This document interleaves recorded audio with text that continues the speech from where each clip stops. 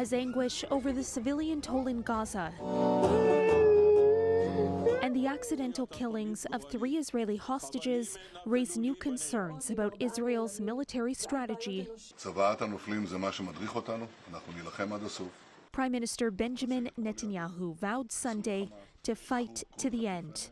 At a government meeting in Tel Aviv, Netanyahu read a letter he says came from families of fallen soldiers. He read in Hebrew, "You have a mandate to fight. You do not have a mandate to stop in the middle. This is the testament of the fallen." The letter is out of step with the message coming from the families of hostages held by Hamas. We don't want to get bags. We want to get them alive.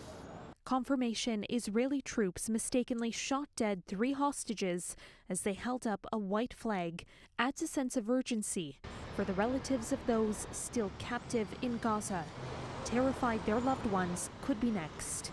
They've set up a campsite near Israel's defense headquarters. It's important for me to be here today because we need to put more pressure on the government to remind them that the hostage situation must be ended with a deal.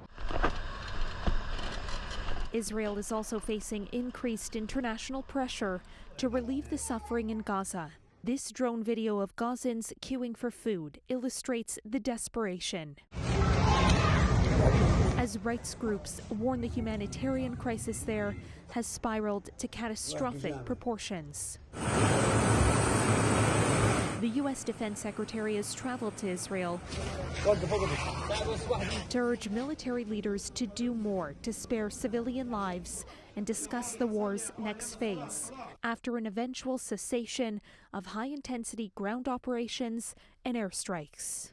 In a joint opinion article published in the Sunday Times of London, the UK and Germany's top diplomats signaled a shift in tone as they joined international calls for a ceasefire. However, they're advocating for a sustainable ceasefire in Gaza, stopping short of demanding an immediate ceasefire. They wrote, "It must be peace, lasting for generations." For City News, I'm Caryn Ceolin.